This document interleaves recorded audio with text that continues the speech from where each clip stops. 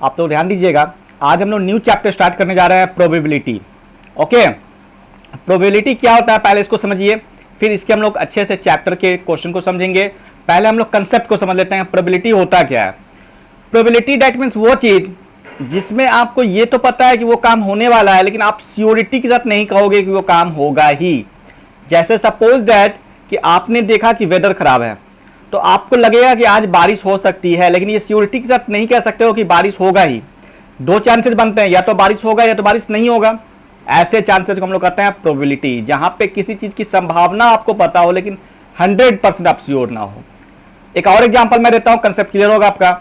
आप एक सिक्के को उछालते हो, आपको पता है गिरने के बाद उसमें या तो हेड आएगा या टेल आएगा, बट आप श्योरिटी के साथ ये नहीं बोल सकते हो कि उसमें हेड ही आएगा या टेल ही आएगा।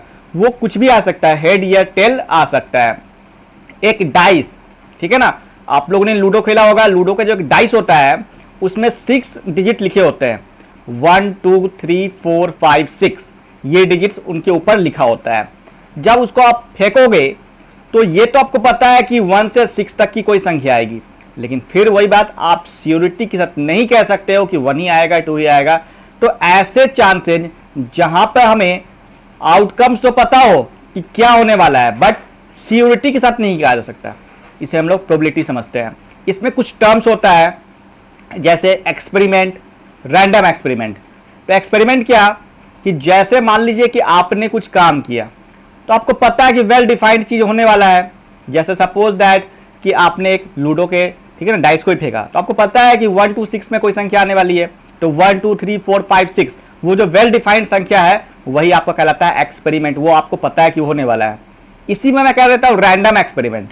तो रैंडम एक्सपेरिमेंट दैट मीन्स आपको ये पता ही है कि उस पर आउटकम्स क्या है कि 1 2 3 4 5 6, लेकिन आप श्योरिटी के साथ नहीं कह सकते हो कि 1 ही आएगा 2 ही आएगा 3 आएगा।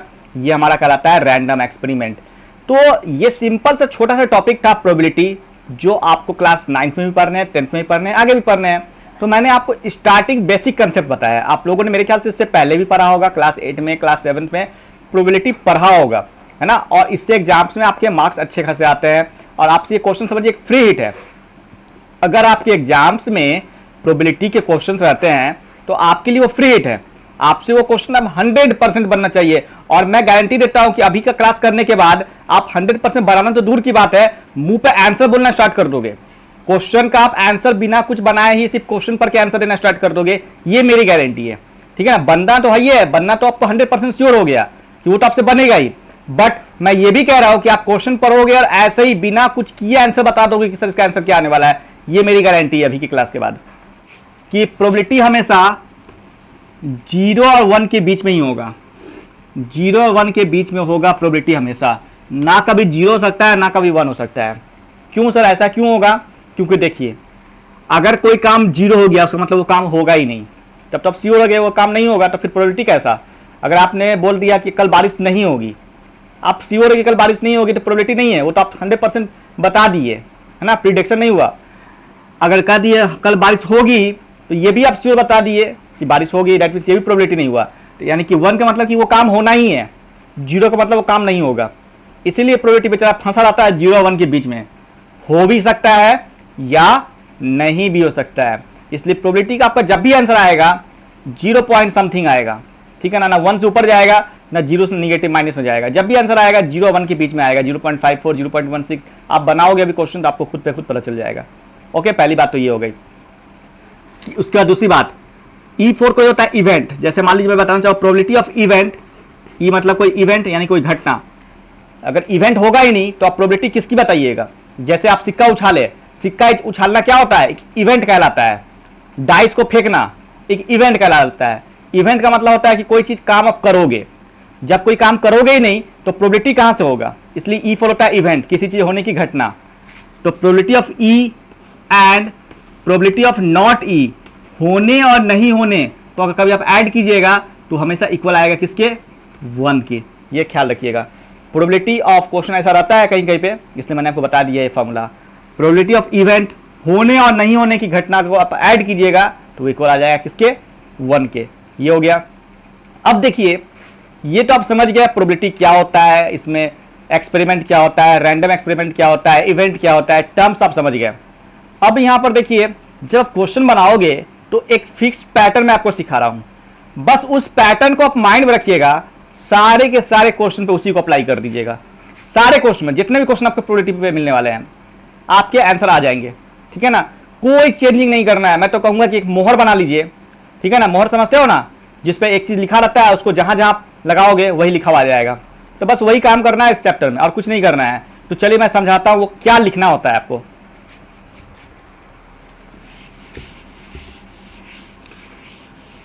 सबसे पहले मैं एक एग्जांपल देता हूं आपको। अगर आपसे क्वेश्चन में कहा जाए, मैं एक एग्जांपल दे रहा हूं, उसको समझिए, उसी पे मैं क्वेश्चन बना के समझा रहा हूं।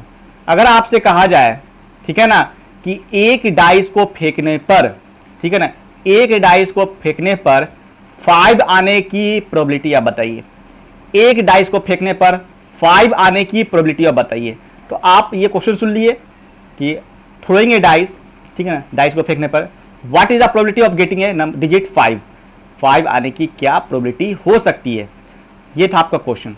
आप सॉल्व कैसे कीजिएगा, और सब में ऐसे ही सॉल्व कीजिएगा। सारा क्वेश्चन में क्वेश्चन का पैटर्न चेंज होगा, लैंग्वेज चेंज होगा, लेकिन आपका प्रोसेस चेंज नहीं होगा। क्या होगा प्रोसेस वो देखिए। सबसे पहले लिखिएगा लेट ई, ई मींस कोई इवेंट। कौन सा इवेंट, मेरे पूरे इस कंसेप्ट को समझिए, क्योंकि सारा का सारा इसी में बेस्ट है। Let E, E for event. कौन सा इवेंट, आपको क्या निकालने के लिए कह रहा है वो लिखोगे आप यहां पर। तो आपसे निकालने के लिए कहा क्या आ गया था कि 5 डिजिट आने की प्रोबेबिलिटी। तो आप लिखोगे let E equal to getting a 5 digit, getting a 5 digit, 5 अंक आने की प्रोबेबिलिटी, ठीक है ना। अब यहां पर तो ई लिख दिया मैंने, लेट गेटिंग ए 5 डिजिट। अगर किसी क्वेश्चन में ऐसा होता कि एक सिक्कों को उछाला गया, हेड आने की प्रोबेबिलिटी आपको निकालना है, तो आप वहां पर क्या लिखते हैं, let E equal to getting a head. बस यही चेंज होता, गेटिंग रहेगा, 5 डिजिट की जगह आपका हेड आ जाएगा। मान लेते हैं कहीं पे आपसे क्वेश्चन में यह पूछ दिया गया कि आपके पास 4 कलर के कार्ड है, red, black, blue, green, red, black, blue, green. अब आपसे पूछेगा find the probability getting a blue card. तो आप ई में यही लिखोगे गेटिंग ए ब्लू कार्ड। तो मेरे ख्याल से ये समझ गए होगे जो मैं आपको समझाना चाह रहा हूं कि इवेंट में आप क्या लिखना चाहिए हमेशा हर क्वेश्चन में। यानी कि जो आपके क्वेश्चन में निकालने के लिए कहेगा ना, सिंपल सी बात मैं ये कहूं कि आप अपने क्वेश्चन को पढ़िएगा, क्वेश्चन में जो निकालने के लिए कहेगा आप वही यहां पर लिख देंगे और कुछ नहीं करेंगे। पहला काम ये हो गया। And number of total outcomes क्या होता है, इन बातों को समझिए, बहुत इंपॉर्टेंट चीज है। फेवरेबल आउटकम्स जो निकालने के लिए आपसे कह दिया, जो आप चाहते हो, जो आपकी पसंद है, फेवरेबल से मालूम चल रहा है। और टोटल जो क्वेश्चन में आ रहा है, जो आउटकम्स क्वेश्चन में आ सकता है। जैसे अगर मैं एक डाइस को थ्रो कर रहा हूं तो क्या क्या आ सकता है वो देखिए। आपका आ सकता है 1 2 3 4 5 6। तो ये जो भी आपका है ना, इसको हम लोग सैंपल स्पेस कहते हैं। सैंपल स्पेस माने क्या कि क्या क्या आउटकम्स आ सकते हैं, इसको लिख लीजिए सैंपल स्पेस, सैंपल स्पेस, ठीक है ना। तो ये हो गया 1 2 3 4 5 6, यही सब आ सकते हैं, इसके अलावा कुछ नहीं आ सकता है। डाइस में ना आपके 0 होगा ना 6 के ऊपर होगा। अब आपको यहां पर देखिए फेवरेबल आउटकम्स में फिलअप करना है। तो क्या फिलअप करोगे, आपसे क्या निकालने के लिए कहा गया था, 5 डिजिट। तो 5 डिजिट काउंट कीजिए कितनी बार आता है। तो आप काउंट करोगे तो आपको पता चलेगा एक बार आता है। आ रहा है ना, एक बार देख लीजिए आप सभी लोग, 5 डिजिट कितनी बार आया है यहां पे, 1 टाइम्स। तो आप लिखिएगा यहां पर 1। उसके बाद टोटल आउटकम्स काउंट कर लीजिए कितना है, 1 2 3 4 5 6। तो यहां लिखिएगा 6।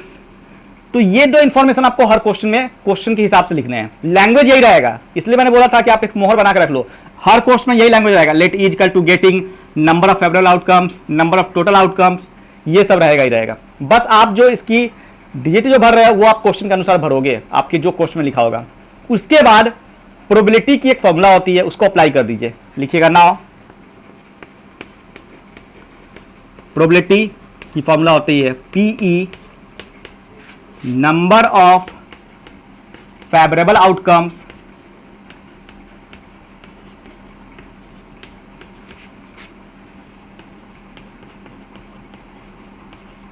Bye number of total outcomes. तब आप ही लोग मुझे बताओ, नंबर ऑफ फेवरेबल आउटकम्स क्या लिखा हुआ है? 1, तो आप यहां लिख दोगे 1।